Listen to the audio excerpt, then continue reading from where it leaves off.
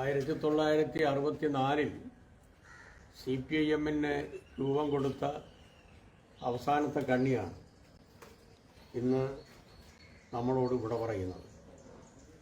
പൂർണ്ണമായും ഒരു ഐതിഹാസികമായ ജീവിതമായിരുന്നു സഖാവ് VS-ൻ്റേത്. പൊതുപ്രവർത്തനത്തിലും പാർലമെൻ്ററി പ്രവർത്തനത്തിലും ഏറെക്കാലം അദ്ദേഹത്തോടൊപ്പം പ്രവർത്തിക്കാനുള്ള അവസരം എനിക്ക് ലഭിച്ചിരുന്നു. 2001 മുതൽ 2021 വരെയുള്ള 20 വർഷക്കാലം പ്രതിപക്ഷ നേതാവ് എന്നുള്ള നിലയിലും മുഖ്യമന്ത്രി എന്നുള്ള നിലയിലും അടുത്ത് പരിചയപ്പെടുന്നതിനും പ്രവർത്തിക്കുന്നതിനും നിരവധി അവസരങ്ങൾ ലഭിച്ച ഒരു വ്യക്തി കൂടിയാണ് ഞാൻ. കേരളത്തിൻ്റെ രാഷ്ട്രീയ സാമൂഹ്യ സാംസ്കാരിക മണ്ഡലത്തിൽ വലിയ ഒരു ചൈതന്യമായിരുന്നു സഖാവ് VS. വിദ്യാഭ്യാസം എന്ന് പറയുന്നത് കേവലം 4ാം തരം മാത്രമേ ഉണ്ടായിരുന്നു. ഒരു തയ്യൽ തൊഴിലാളിയായ ഒരു സാധാരണക്കാരനായ തൊഴിലാളി എങ്ങനെയാണ് കേരളത്തിലെ അടിസ്ഥാന വർഗത്തിൻ്റെ തൊഴിലാളി വർഗത്തിൻ്റെ അനിഷേധ്യ രാഷ്ട്രീയ പാർട്ടിയായ കമ്മ്യൂണിസ്റ്റ് പാർട്ടിയുടെ നേതാവായി, എങ്ങനെയാണ് കേരളത്തിൻ്റെ മുഖ്യമന്ത്രിയായി ഭരണരംഗത്ത് അത്ഭുതം സൃഷ്ടിക്കുന്ന മാറ്റങ്ങൾക്ക് നേതൃത്വം കൊടുക്കുന്നു.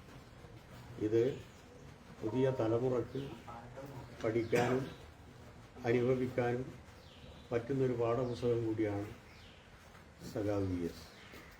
സഖാവ് VS-ൻ്റെ നിര്യാണമെന്ന് പറയുന്നത് സ്വാഭാവികമായി നമുക്കറിയാം, 102ാമത്തെ വയസ്സ് വരെ ജീവിക്കുക എന്ന് പറയുന്നത് ഒരത്ഭുതം തന്നെയാണ്.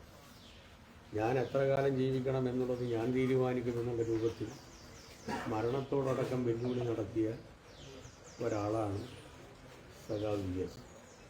ത്യാഗോജ്ജലമായ നിരവധി അവിസ്മരണീയ സംഭവങ്ങൾക്ക് കേരള രാഷ്ട്രീയ ചരിത്രത്തിൽ വലിയൊരധ്യായം VS-ൻ്റേതായിട്ടുണ്ട്. അത് പുതിയ തലമുറക്ക് അനുഭവവേദ്യമാകും. സഖാവ് VS-ൻ്റെ നിര്യാണത്തിൽ അഗാധമായ ദുഃഖവും അനുശോചനവും രേഖപ്പെടുത്തും. സഖാവിന് പാലക്കാട് എന്ന് പറഞ്ഞ രാഷ്ട്രീയ ജീവിതത്തിൽ ഒഴിച്ചുകൂടാനാവാത്തൊരു ജില്ലയാണ്. അതെ, അദ്ദേഹം സഖാവ് VS 10 പ്രാവശ്യം നിയമസഭയിലേക്ക് മത്സരിച്ചിട്ടുണ്ട്. അതിൽ 7 പ്രാവശ്യം ജയിച്ചു. അതിൽ 4 പ്രാവശ്യവും പാലക്കാട് നിന്നാണ്, പ്രത്യേകിച്ച് മലമ്പുഴ. ഒരിക്കലും മലമ്പുഴയിൽ അദ്ദേഹം പരാജയപ്പെട്ടിട്ടില്ല. ഓരോ തെരഞ്ഞെടുപ്പിലും അദ്ദേഹത്തിന് ഭൂരിപക്ഷം വർദ്ധിക്കുകയാണ് ചെയ്തത്.